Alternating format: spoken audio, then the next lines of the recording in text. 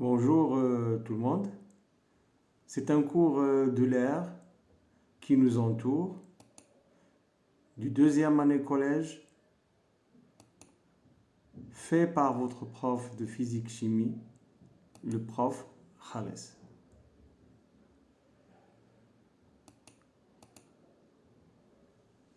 Première question, qu'est-ce qui entoure notre globe?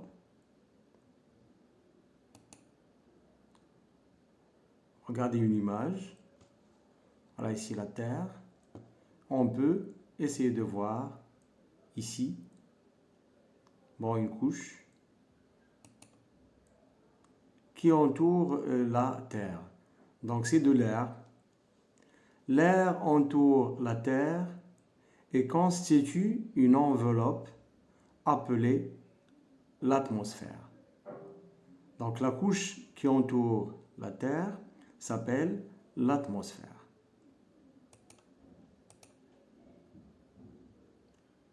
Quels sont les constituants de l'atmosphère?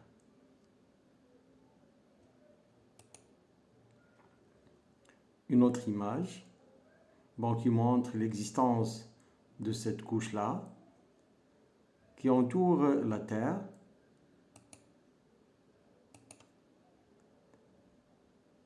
L'atmosphère est constituée d'air. L'air d'abord. Et est répartie sur plusieurs couches. Donc, il y a essentiellement de l'air avec d'autres constituants qu'on verra après qui représentent des pourcentages. Donc, on verra ça avec le cours. Les quatre principales couches qu'on a dans le programme, mais on n'a pas seulement ces quatre couches, on a d'autres, mais essentiellement, toutes les études qu'on verra et tous les exercices et les questions vont être posés sur ces quatre couches. La première couche s'appelle troposphère. Deuxième couche, stratosphère. Troisième couche, mésosphère. Et la quatrième couche, thermosphère.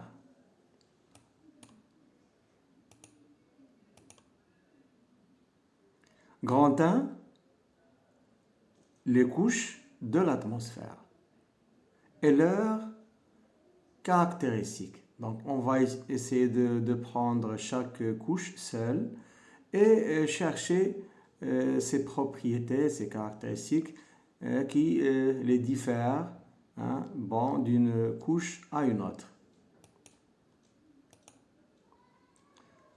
D'abord, il faut donner la définition de l'atmosphère parce qu'au début, on a dit que l'atmosphère, c'est la couche qui entoure la Terre. Donc, c'est quoi l'atmosphère?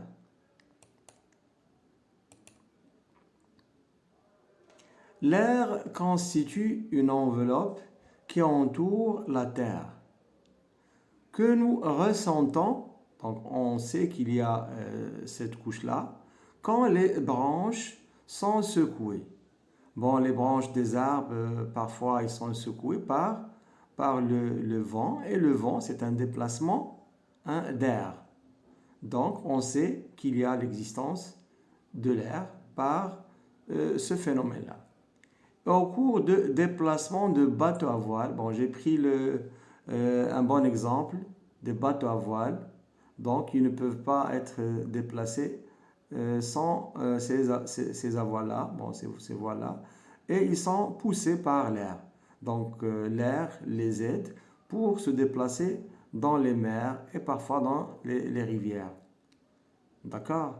Donc, ici, ça montre l'existence d'une enveloppe qui entoure la Terre qui s'appelle l'atmosphère. L'air, donc, constitue ce qu'on appelle l'atmosphère. Donc, on peut donner maintenant une définition à l'atmosphère. Je vous laisse un moment pour chercher la définition. C'est quoi l'atmosphère? Oui. Donc, l'atmosphère, parmi les définitions que vous pouvez donner, l'atmosphère est une couche, est une enveloppe qui entoure la Terre. Elle s'appelle l'atmosphère. Elle est constituée par l'air et d'autres constituants. Donc, c'est ce qu'on appelle l'atmosphère. L'atmosphère terrestre protège la Terre des rayons ultraviolets UV. Donc, s'il n'y a pas l'atmosphère, on ne peut pas vivre sur Terre.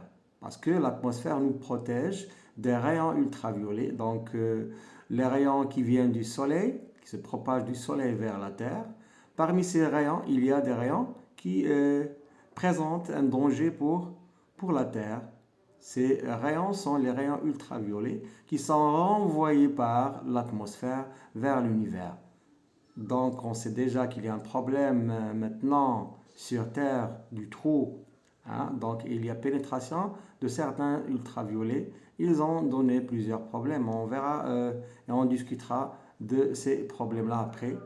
Bon, il y a un problème causé par le passage des quelques rayons ultraviolets sur Terre. Donc, l'atmosphère joue le rôle de protéger la Terre. D'abord des rayons ultraviolets.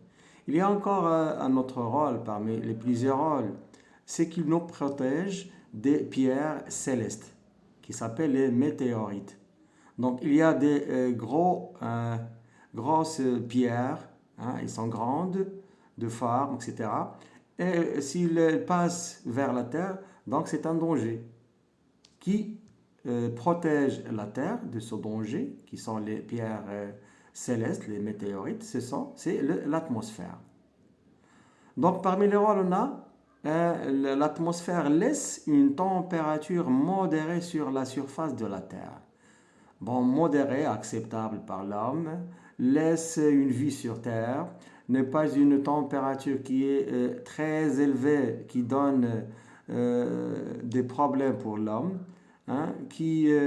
une température qui est acceptable avec ce qu'on a, comme d'autres plusieurs bien sûr informations sur les possibilités pour vivre sur Terre. Il y a la température. Donc l'atmosphère garde une température acceptable, on dit une température modérée sur la surface de la Terre. On verra ça avec le cours. L'atmosphère se compose de différentes couches qui se caractérisent par donc les 4 couches qu'on a déjà citées, c'est-à-dire la couche mésosphère, la couche encore, la première couche c'est la couche troposphère, la deuxième couche c'est la couche stratosphère, ensuite on a la couche mésosphère et la couche thermosphère. Ces couches se diffèrent par d'abord la température. Donc la température est instable. Chaque couche a sa température, une marge de température, on verra ça. On dit qu'on a l'instabilité, c'est-à-dire la variation de la température dans chaque couche. D'abord, on a l'instabilité de la pression atmosphérique. Chaque couche a une marge de pression atmosphérique. Donc c'est le deuxième facteur qui change d'une couche à une autre. Troisièmement, on a variation de l'épaisseur. Chaque couche a une épaisseur différente d'une autre. Donc ce sont les 3 variables qui existent dans ces couches de l'atmosphère. Deuxièmement, les couches de l'atmosphère et leurs caractéristiques. Maintenant, on va essayer de prendre chaque couche seule et essayer de voir ses constituants. Mais d'abord, regardez ici, cette image-là. Si on voit l'image, on va trouver les 3 variables qu'on a déjà citées. D'abord, ici, la température qui varie. Dans la couche troposphère, on a ici, regardez ici, on a 15 degrés Celsius jusqu'à moins 56 degrés Celsius. C'est la première, c'est le premier variable, qui est la température. C'est la première variable qui est la température. Pour la deuxième couche, on a de moins 56 degrés Celsius vers 0 degrés Celsius. D'accord? C'est dans la couche stratosphère. Pour la couche mésosphère, troisième couche, on a, regarde ici, de 0 degrés Celsius vers moins 90 degrés Celsius. La quatrième couche, thermosphère, on a de moins 90 degrés Celsius vers une température très élevée, plus que 500 degrés Celsius. Vous pouvez trouver parfois dans d'autres images une petite différence, hein, une petite variation entre ces valeurs-là, mais ce n'est pas grave, on va garder bon, ces valeurs-là. Première couche de moins 15 degrés Celsius vers, plutôt de 15 degrés Celsius vers moins 56 degrés Celsius. Pour la seconde, de moins 56 degrés Celsius vers 0 degrés Celsius. La troisième, de 0 degrés Celsius vers moins 90 degrés Celsius. Et la quatrième, de moins 90 degrés Celsius vers plus de 500 degrés Celsius. Donc c'est clair qu'on a une diminution de température dans la première couche, troposphère, et dans la troisième couche, qui est la couche mésosphère. Donc première couche et troisième couche, on a diminution de la température. Pour la deuxième couche, qui est la couche stratosphère, et la quatrième couche thermosphère, on a une augmentation de température. D'accord? Ici, regardez, de moins 56 degrés Celsius vers 0. Donc on a une augmentation de température. Et la quatrième, de moins 90 degrés Celsius vers plus que 500 degrés Celsius. Bon, première variable, c'est la température. Pour l'épaisseur, on dit encore la hauteur.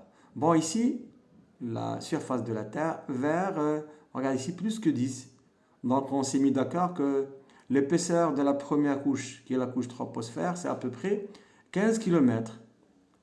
Bon, pour la deuxième, mésosphère, plutôt stratosphère, c'est de, regarde ici, la valeur, bon, ici, et faites la différence, vous allez trouver à peu près 40 km.